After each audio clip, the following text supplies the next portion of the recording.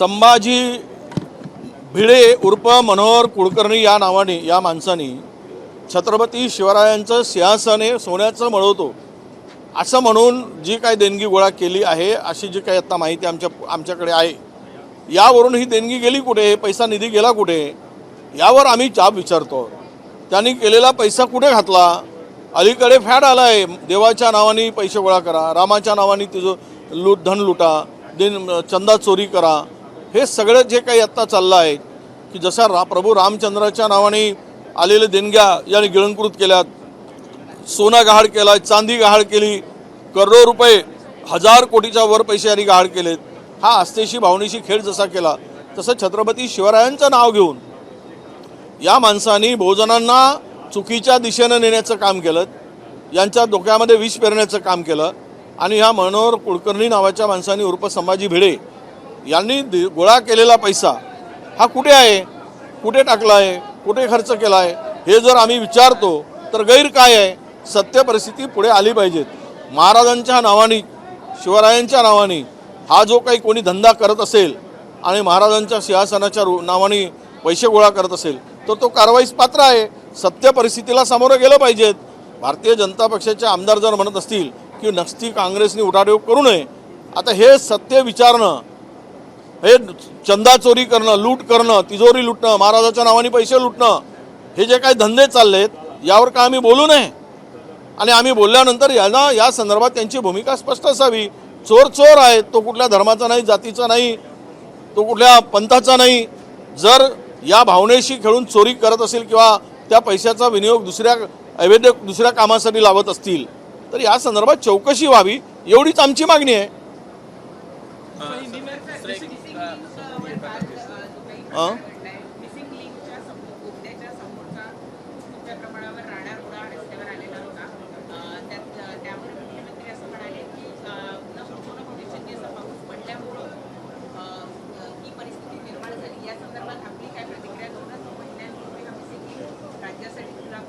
नाही, हा missing link सुरू करताना एवढी घाई का केली सरकारने?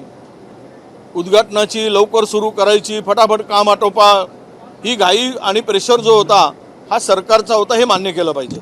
दुसरी गोष्ट अशी की जो कंत्राटदार आहे, ज्याच्याकडे आता किमान 2 लाख कोटीची कामं आहेत, तो मेगा इंजिनिअरिंग, आता यांच्याकडून कामाची अपेक्षा, चांगल्या कामाची अपेक्षा कशी ठेवणार? कारण त्यांनी भारतीय जनता पक्षाला 900 कोटी रुपयाचा इलेक्ट्रॉनिक बॉन्ड दिला। आता हा माणूस 900 कोटी रुपये जर एखाद्या राजकीय पक्षाला देत असेल तर त्याच्याकडून चांगलं काम, उत्कृष्ट काम अपेक्षा कशी ठेवणार? म्हणून मला असं वाटतं की या सगळ्या प्रकरणाची मुख्यमंत्र्यांनी चौकशी करावी आणि हे कामाचा दर्जा, कामाची स्थिती आणि त्यात झालेलं काही मिसिंग धनाचा, त्याची चौकशी करून पुढे पाऊल उचलावं अशी आमची मागणी आहे। मिसिंग लिंक को लेकर मुख्यमंत्री ने कल एग्जाम्पल दिया इंजीनियरिंग का कि पहली बारिश थी इसलिए देखते हैं किस तरह से, और मलबा काफ़ी गिरा वहाँ पे। नहीं, देखो ये रास्ता जो मिसिंग लिंक का है इसका तो बड़ा ढोल पिटा गया था। हमने सीलिंग बांधा, अभी 18 साल हो गए, कुछ नहीं हुआ। अब ये 6 महीने 7 महीने के अंदर में, अपने कितने 70 दिन के अंदर में ये मिसिंग लिंक का ये जो हालत हुआ है, अब ये किसका फॉल्ट है? इंजीनियरिंग का है, डिज़ाइनर का है, क्या किसका है? तो अभी तो सीएम साहब ने बहुत ये कही कि इसमें जो टेक्नोलॉजी का वापर हुआ है, जो एक्सपर्ट का वापर हुआ है, तो इससे ये स्थिति निर्माण होने के बाद मुझे नहीं लगता कि काम का दर्जा ठीक से है।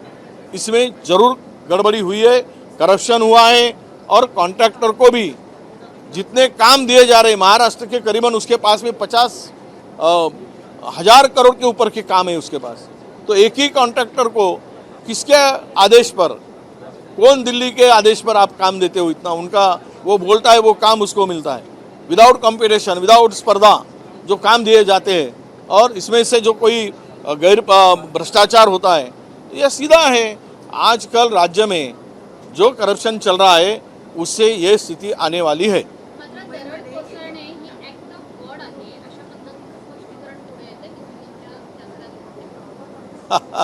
असं आहे, तो रस्ताच डोंगरातून मुळात जातो। तुम्ही डोंगराच्या कडा कशा सुरक्षित राहतील, त्या लँडस्लाईड होणार नाही याची संरक्षण करताना, ते डिझाईन करताना त्या इंजिनियरनी, त्या स्ट्रक्चरल इंजिनियरनी असेल किंवा संबंधित जो काही एक्सपर्ट असेल त्यांनी जे डिझाईन करून दिलं त्या पद्धतीनं काम झालं नसेल. आता ह्याला ॲक्ट ऑफ गार्डचा काय संबंध?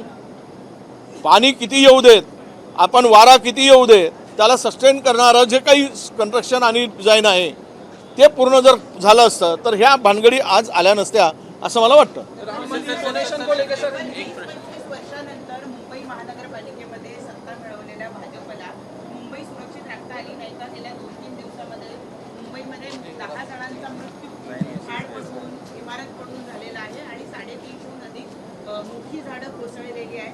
एकूणच मुंबई महानगरपालिकेमध्ये सत्ता स्थापन केल्या भाजप पहिल्याच पावसात अपयशी ठरलाय. 100% बघा, मुंबईची सत्ता घेतली पण मुंबईची वाटे लागली. प्रशासन काळामध्ये मुंबईच्या ठेवीमध्ये घट झाली. आत्ताही हे सरकार आल्यानंतर 4,000 कोटीच्या ठेवी गोठवल्या गेल्या. ठेवीमध्ये कमी आली. हा पैसा कुठे गेला?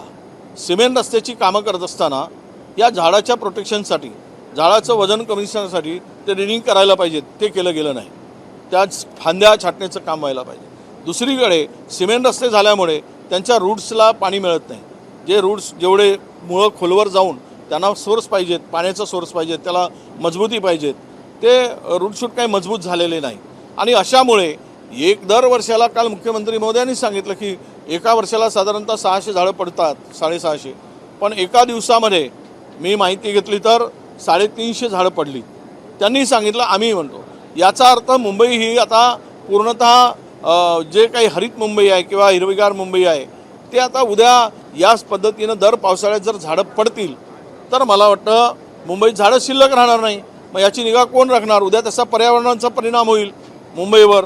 आत्ताच टेम्परेचर मुंबईचं वाढलेलं आहे आणि त्या परिस्थितीमध्ये हे सरकार, हे महानगरपालिकेचं आणि सरकारचं अपयश आहे. सत्ता येऊन महानगरपालिकेची सत्ता व्यवस्थित सांभाळत नाही हे सिद्ध झालेलं आहे. राष्ट्रवादीमध्ये चाचपणी सुरू आहे की एनडीए सोबत जायचे की नाही आणि तशा पद्धतीची जबाबदारी एका मोठ्या नेत्यावर त्यांनी सोपवल्याचं कळतं. बघू, आज चर्चा करण्याला अर्थ नाही, पण चर्चा सुरू आहे एवढं मात्र नक्की आहे. आता त्यांना कोणता रस्ता सोयीस्कर असतो, वैचारिक की सत्तेचा?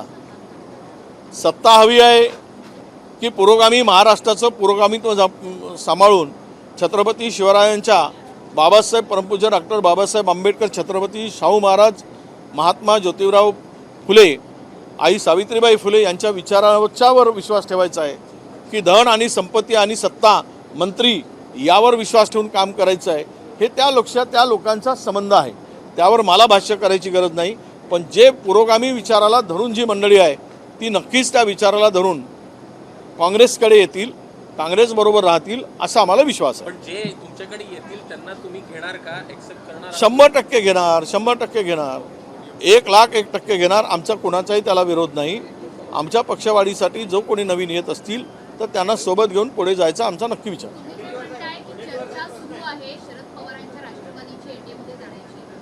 ज्या पद्धतीने चर्चा सुरू आहे तुम्ही म्हणताय, महाविकास आघाडीचं भविष्य नेमकं काय आहे? तुम्ही चर्चा केली आहे का समोरच्या पक्षाच्या? भविष्य काय आहे म्हणजे आहे ते आहे, जे आहे ते आत्ता तुमच्या पुढे आहे. आम्ही लढतो जेवढे आहे तेवढे. ठीक आहे, बदलत असते परिस्थिती. भारतीय जनता पक्षसुद्धा 2 वरून 300वर गेली खासदारांच्या. इथे काय होतं महाराष्ट्रात? 2-4 ओबीसी चेहरे होते. महाराष्ट्रातसुद्धा काय होतं, पण आलेत ते सत्तेत. त्यामुळं असं नाही की कमी आहे की जास्त आहे. पण जे आत्ता आमच्याबरोबर येतील त्यांना आमची घ्यायची तयारी आहे, एवढंच आमचं मत आहे. आणि मजबूती नक्की पक्षाला मिळेल जर नवीन लोक येतात, जोडतात आणि विचाराची माणसं येतात, लढणारी चांगली माणसं येतात, त्यावेळेस त्याचा पक्षाला फायदा होतोच. पण नवियाचे जे फाउंडर होते त्या शरद पवारांनी आता एनडीएमध्ये जाण्याचा विचार करावा, हा विरोधाभास वाटत नाही? नाही, मला तरी अजून कुठे असं कानावर आले नाही की त्यांनी कसले विचार केलेला आहे. हे विचार मीडियामध्ये चर्चेला आहे. त्यांच्याकडून अधिकृत कुठे असा विचार आलेला आहे? त्यामुळे एखाद्या नेत्यांच्या संदर्भात हे भाष्य करणंही चुकीचं आहे. योग्य आणि त्या संदर्भातली भूमिका येऊ द्या, मग आम्ही त्या संदर्भात आमची भूमिका मांडू. काही तुमचं चर्चा झाली आहे त्यांच्यासोबत किंवा ते दिल्लीशी चर्चा झालेली आहे काही नेत्यांशी, असं मला माहिती मिळाली आहे. नाही, पण शरद पवार यांच्याशी तुम्ही चर्चा करणार आहात का? नाही, पवार साहेबांशी चर्चा त्यांच्याकडून, पवार मोठे नेते आहेत, पवार हे वयस्कर आणि सिनियर नेते आहेत, त्यांच्याकडून कसं काही संकेत आला तर आम्ही जाऊ भेटायला. त्यांच्या पक्षातले जर वरिष्ठ नेते चर्चा करत असतील तर शरद पवारांच्या संमतीशिवाय चर्चा करता येत असेल? नाही, त्यांनी कोणाच्या संमतीशिवाय चर्चा करण्यापेक्षा आम्हाला जर चर्चा करायची असेल तर पवारसाहेबांच्याकडून किंवा त्यांच्या कुठल्या नेत्याकडून तसा काही निरोप आला तर आम्ही भेटायला जाऊ, आम्ही विनंती करू काँग्रेसमध्ये येण्यासाठी. तो आमच्या आणि ते विचार आम्ही हायकमांडला सांगू.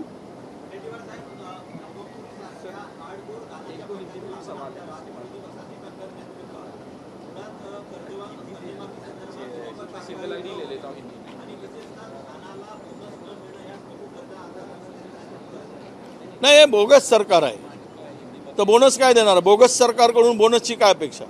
हे खोटारडे सरकार आहे. ज्या अटी आणि शर्ती घातल्यात कर्जमाफी देताना त्यामध्ये 12-13 हजार कोटीच्या पलीकडे कर्जमाफी होणार नाही. 12-13 लाख लोकांनाच त्याचा फायदा होईल. 56 वगैरे काही दिसत नाही. हे 56 इंची छातीसारखं 56 इंच काम आहे, याच्यामध्ये काही तथ्य नाही आहे. आणि हे सगळं दिसत असताना धानपट्ट्यातील शेतकऱ्यांना बोनस द्यायची मागणी आमची आग्रही आहे. आम्ही पत्रव्यवहार केला आहे, सातत्यानं मागणी करतो आहोत. पण नियत नसेल तर काही इलाज नाही. तुम्हाला लाखो करोडो रुपये इन्फ्रास्ट्रक्चरवर खर्च करायला तयार आहे आणि धान उत्पादक शेतकरी आज संकटात आहे, त्याला तुम्हाला द्यायला पैसे नाहीत, त्यांचे अश्रू तुम्हाला दिसत नाहीत. यावरून या सरकारची नियत हे स्पष्ट झाली आहे की हे शेतकऱ्यांच्या पाठीमागे उभं राहणारं सरकार नाही. आर्थिक सुरक्षा सलाहकार समिती की लाडक्या बहीण योजनेचे पैसे वाढवा महागाईच्या दृष्टीनं पंतप्रधान आर्थिक सल्लागार समितीनं राज्य सरकारला शिफारस केली की लाडक्या बहीण योजनेचे पैसे वाढवा, कारण ज्या पद्धतीनं महागाई आहे त्या दृष्टीने पैसे वाढले पाहिजे.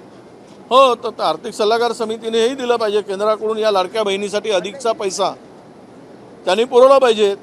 केंद्र सरकार नाहीतरी रुपयातला 67 पैसे लुटून खातो आहे.